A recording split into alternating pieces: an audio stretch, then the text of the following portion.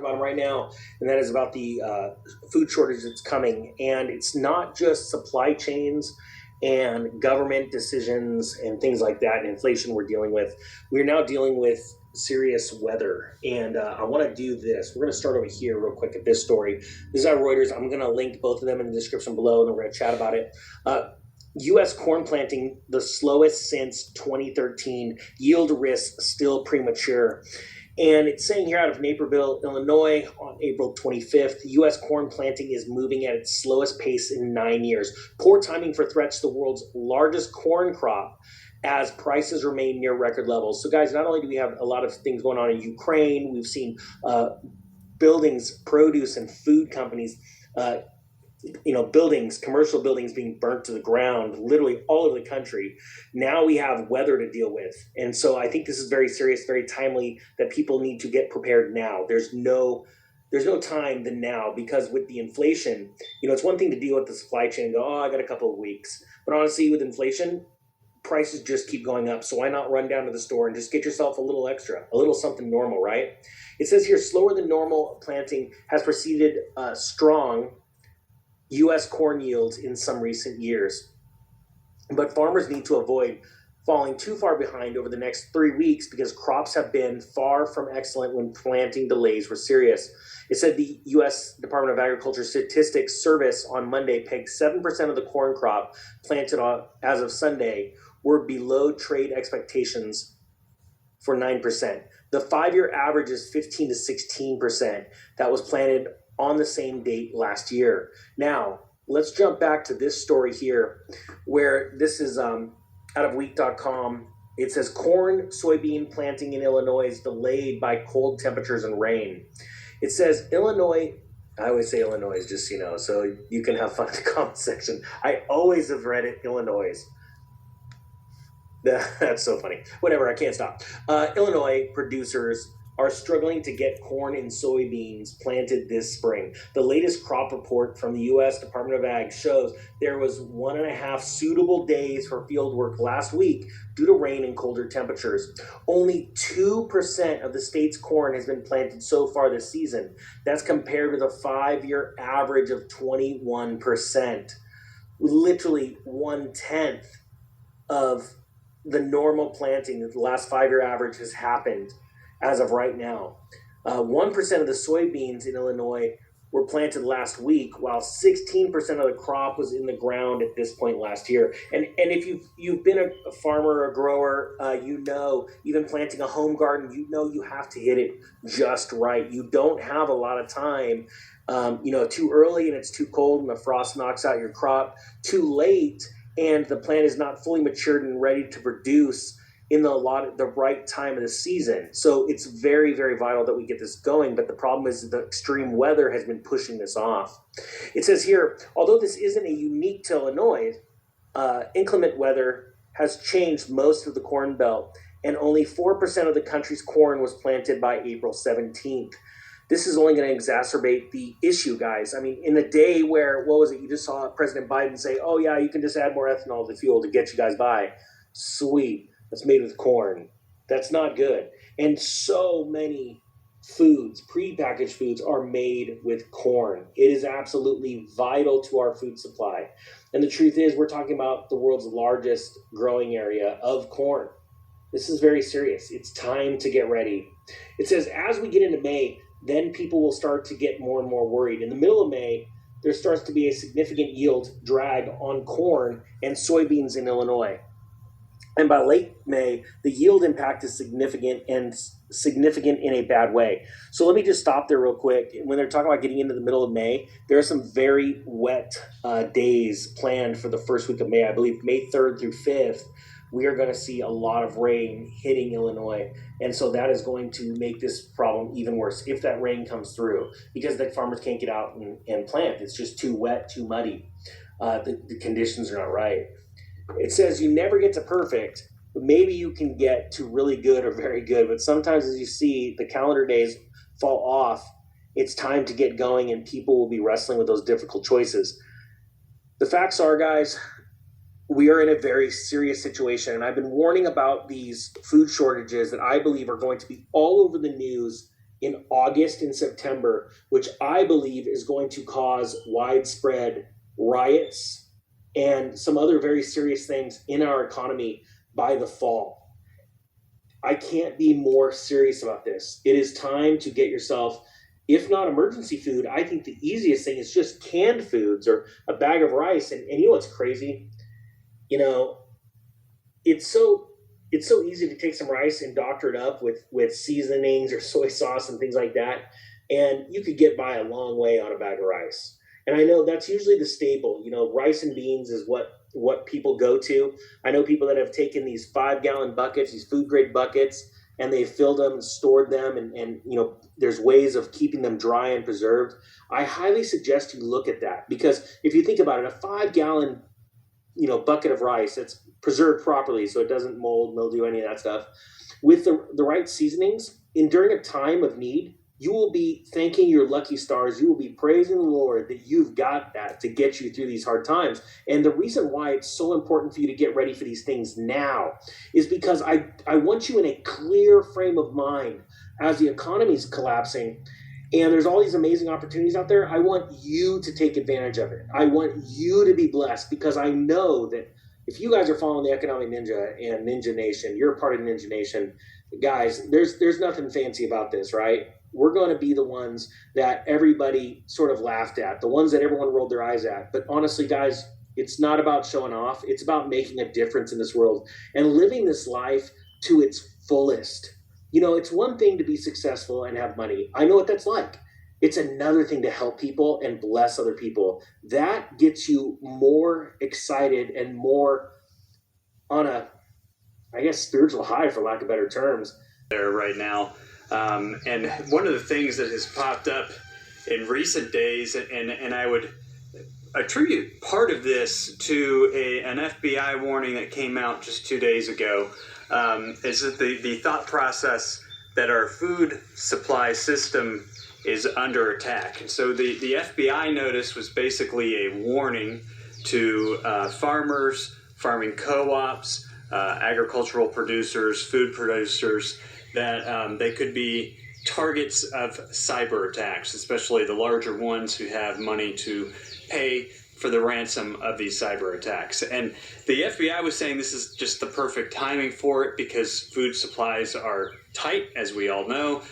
Food prices are really high. And so some of these companies, some of these larger organizations that get hacked would be most likely willing to pay the ransom to be able to feed people, as well as make some money. That was the FBI's excuse for that. But it's caused a lot of speculation as to whether or not, something with the war with Ukraine and Russia might be triggering attacks on our food supply system. So what I wanted to do is go through a few things with you, and then I'm going to bring up a few things from the past couple of years to help bring this into a different type of perspective. And maybe we can come up with a solution of what's actually going on out there. So Russia initially invaded Ukraine on February 24th. So let's just see how many attacks there have been on food supply vendors of any kind since February 24th. And a lot of this is research that I have been able to pull off the internet. I think it's very interesting that when you try and research things from too many years prior, a lot of it disappears on the internet, so you can't get that research anymore. I was having a conversation with David Dubine a while back, and he had asked me a question about our acceptance of food supply shortages. At what point in time will people realize that things are actually getting bad? I told him that because we only get access to this information for short periods of time, and then we forget about it, we adapt to it, we move on.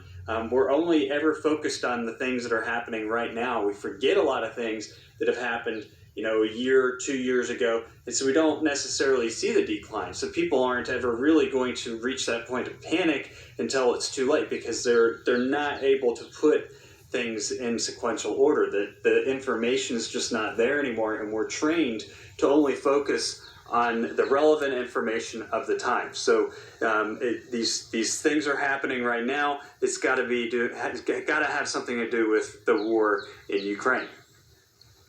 On February 28th, Shearer's Food, which is a potato chip plant in Hermiston, Oregon, had a boiler explosion. On March 13th, Nestle, the Hot Pockets plant, the frozen Hot Pockets plant in Jonesboro, Arkansas, had a fire. On 3/16, there was a Walmart fulfillment center in Plainfield, Indiana, which caught on fire. March 28th, Maricopa Food Pantry in Arizona caught on fire. On March 30th, the Penobscot McCrum potato plant in Belfast, Maine caught on fire. On March 31st, Rio Fresh in Texas caught on fire. On April 11th, East Conway Beef and Pork in New Hampshire caught on fire. Gem State Processing, which is a potato processing plant in Idaho, an airplane crashed into it. That's not the only airplane crash I'm going to mention here. Taylor Farms in Salinas, California caught on fire on April 13th. That actually happened the same day as the plane crash on the potato plant in Idaho. April 18th, Azure Standard in Oregon caught on fire. Azure is a company that we order from. I actually just planted a bunch of einkorn seeds that came from Azure. Or is it Azure? Azure? My wife will correct me on that when she watches this. On March 23rd, the Centre des... This is a really long name. French.